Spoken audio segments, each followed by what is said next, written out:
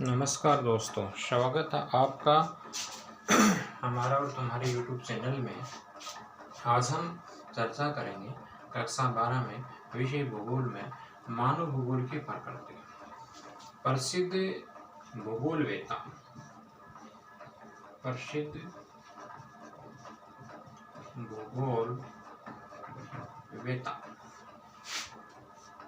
Gene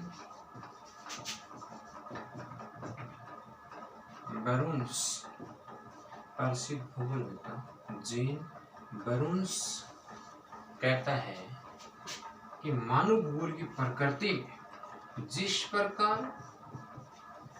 प्रकार अर्थशास्त्र का संबंध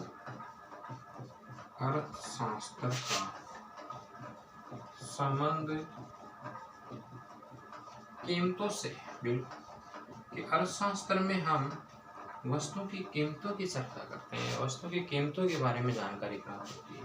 तो अर्थशास्त्र का संबंध जो है कीमतों से साथ, ठीक उसी प्रकार भूगर्भ शास्त्र का संबंध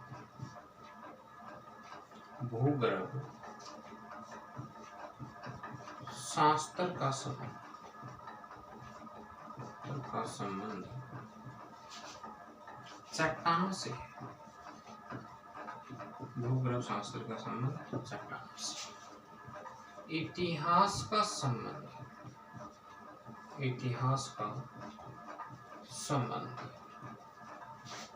समय से है।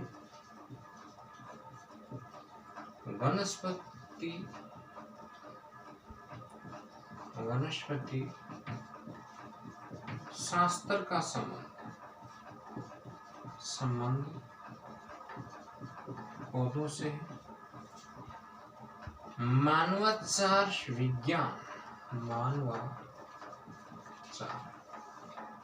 विज्ञान का संबंध जातियों से। ठीक उसी प्रकार भूगोल के केंद्र बिंदु के रूप में स्थान को रखा गया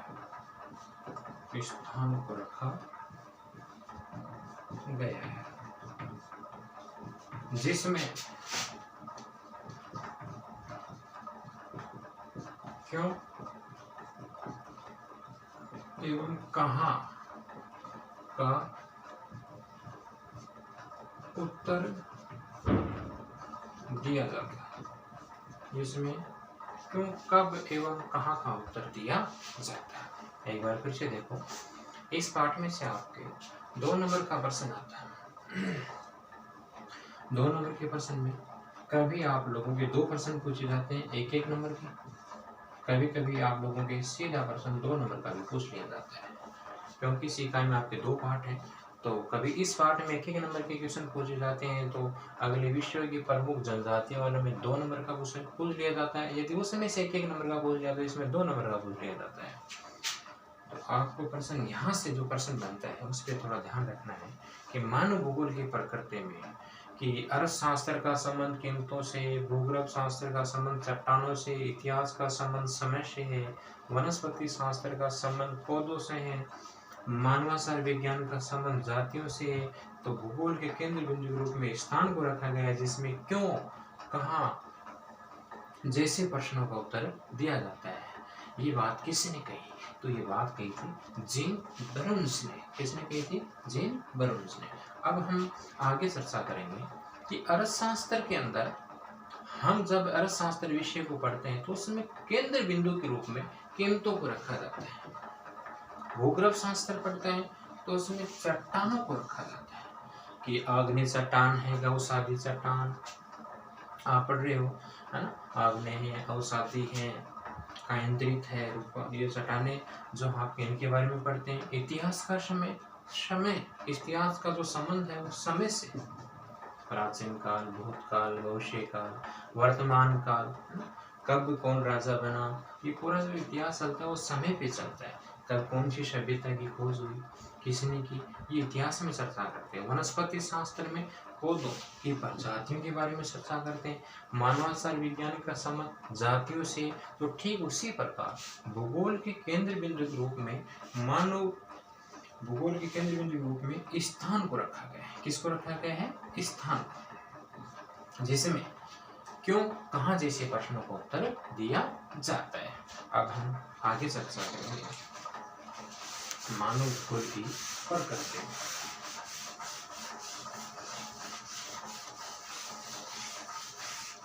कि पृथ्वी पर जो भी मानव निर्मित दर से दिखाई देते हैं, पृथ्वी पर जो भी मानव निर्मित दर से दिखाई देते हैं, देखो कि पृथ्वी के ऊपर मानव द्वारा निर्मित कोई भी दृश्य हो, जैसे कोई भवन है ना, या फिर आपकी कोई सड़क हो, या फिर आपकी कोई रेल की पटरियां बिछाई हुई हो, या कोई खनन क्षेत्र, कुछ भी हो, कि मानव के द्वारा निर्मित होना चाहिए। किसके द्वारा निर्मित होना चाहिए? मानव की। कि पृथ्वी के धरातल पे मानव के द्वारा निर्मित जो भी दृश्य दिखाई देते हैं, उन सभी दृश्यों का अध्ययन हम लोग मानव भूगोल में करते हैं। किस में करते हैं? मानव भूगोल में। जैसे कोई उद्योग लगाया, किसने लगाया? मानव ने लगाया। खेती कार्य किया, किसने किया? मानव ने किया। पशुपालन किया, किसने किया? मानव ने किया। यानी ये कुल मिला के हम कह सकते हैं कि हमारी कोई भी मानव बस्ती बनाई, किसने बनाई? मानव ने बनाई। हम कह सकते हैं कि हमारी धरातल पे, हमारी पृथ्वी पे मानव के द्वारा निर्मित जो भी भूदृश्य दिखाई देता है, उन सभी का अध्ययन हम लोग मानव भूगोल में करते हैं। किस में करते हैं? मानव भूगोल में करते हैं। अच्छा, इसी के साथ विषय की जो प्रकृति में मानवीय क्रियाकलापों का केंद्रीय बिंदु, कि इस मानव भूगोल की विषय की प्रकृति में मानव के जो क्रियाकलाप हैं, उन क्रियाकलापों को केंद्र में रखा गया है, केंद्र बिंदु के रूप में माना गया है। कि मानव भूगोल की विषय प्रकृति में मानव के जो क्रियाकलाप हैं, उन क्रियाकलापों को केंद्र के रूप में रखा गया है, केंद्र बिंदु के रूप में माना गया है। कि मानव के जो भी क्रियाकलाप है, मानव जो कुछ भी करता है, उन क्रियाकलापों को मानव भूगोल में केंद्र बिंदु के रूप में माना जाता है। मानवीय क्रियाकलापों का विकास, इन मानवीय क्रियाकलापों का जो विकास है, ये कब हुआ, कहाँ हुआ, कैसे हुआ? इन मानव के इन क्रियाकलापों का विकास, मानव की कोई भी क्रियाकलाप है ना, जैसे कि मानव को खेती कार्य करता है, खनन कार्य करता है, सड़क का निर्माण करता है, कुछ भी करता है, इन क्रियाकलापों का विकास कब हुआ, कहाँ से हुआ, कैसे हुआ? इन सभी प्रश्नों को भौगोलिक दृष्टिकोण से प्रस्तुत करना ही भौगोलिक दृष्टिकोण से प्रस्तुत करना ही मानव भूगोल की क्या है? प्रकृति। मानव भूगोल की क्या है? प्रकृति। देखो एक बार फिर से देखो कि प्रसिद्ध भूगोलवेत्ता जीन ब्रुन्स कहता है कि जिस प्रकार आपके इतिहास का संबंध समय से, भूगर्भ शास्त्र का संबंध चट्टानों से है, वनस्पति शास्त्र का संबंध पौधों से, मानवाचार विज्ञान का संबंध जातियों से है, अर्थशास्त्र का संबंध कीमतों से, ठीक उसी प्रकार भूगोल के केंद्र बिंदु के रूप में स्थान को माना गया है।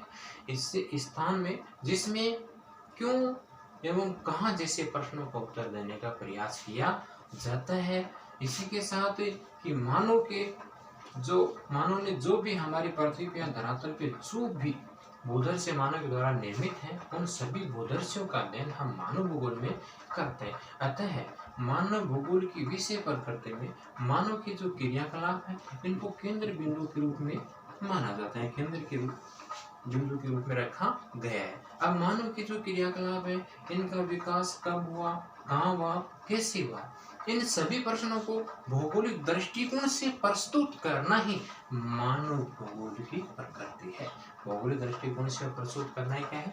मानव भूगोल की प्रकृति है। कि मानव ने इन भूदृश्यों का निर्माण किस प्रकार से हमारे भौगोलिक जो क्षेत्र है, और उनका किस ढंग से उपयोग करके इनका निर्माण किया है, इसके साथ या इस दृष्टिकोण से इसको प्रस्तुत करना ही क्या है, मानव भूगोल की प्रकृति है। जैसे कि मानव ने मानव बस्ती बनाई, खुद के लिए आवास बनाया, रहन सहन, सड़क बनाई, तो मानव ने भौगोलिक क्षेत्रों को, भौगोलिक या प्राकृतिक खनिजों को, संसाधनों को, भौगोलिक हमारे पर्यावरण को किस प्रकार से काम में लिया है, उसमें कैसे उसको उपयोग में लिया है, उसमें क्या क्या परिवर्तन किया है, इसके साथ इसको प्रस्तुत करना है या इस ढंग से इसको प्रस्तुत करना ही मानव भूगोल की क्या है, प्रकृति।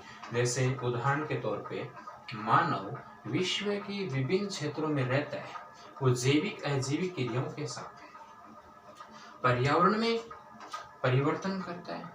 कैसे परिवर्तन किया, कब किया, किस ढंग से करता है, इन सभी बातों का हम अध्ययन जो करते हैं वो मानव भूगोल की प्रकृति में करते हैं।